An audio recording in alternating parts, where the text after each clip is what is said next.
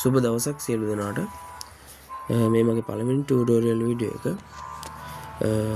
මම ඉතින් මේකෙන් කියලා දෙන්න යන්නේ අද HD wallpaper එකක් ෆ්‍රී ගන්න පුළුවන් සයිට් එකක් ගැන. ඉතින් මම නායක සේව් කරලා තියෙන්නේ. මම ඒ ලින්ක් එක දාන්නම් ඔයාලටත්. මේකේ HD wallpaper ලක්ෂයකට වඩා තියෙනවා. ඉතින් මේකෙන් ෆෝන් වලට දාන්න පුළුවන්. ඊට පස්සේ ඩෙස්ක්ටොප් වලට පුළුවන්. ඊට පස්සේ ඩුවල් ස්ක්‍රීන් වලට පුළුවන්.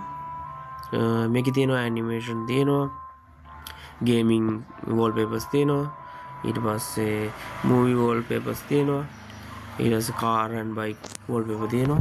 මේ වගේ ගොඩක් වෝල්පේපර් තියෙනවා.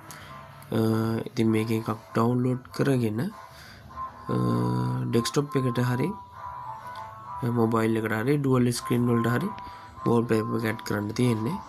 ඉතින් මම කියලා දෙන්නම් කොහොමද එකක් ඩවුන්ලෝඩ් කරගන්නේ කියලා. මෙහෙම ෆොටෝ එකකට ගියා. මෙතනින් ඩවුන්ලෝඩ් බටන් එක එබුවා. ඊට පස්සේ මේ කවුන්ට් එක යනකම් ටිකක් වෙලා ඉඳලා කවුන්ට් එක ඉවරනාට පස්සේ ඩවුන්ලෝඩ් වෙනවා. ඩවුන්ලෝඩ් වෙන ගමන් තියෙන්නේ. හරි. දැන් ඒක ක්ලික් කරලා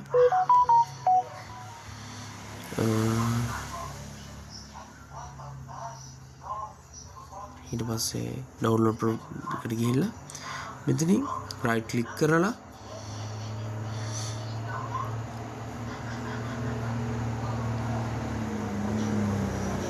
මේකේ set to desktop background කියන එක දෙනවා.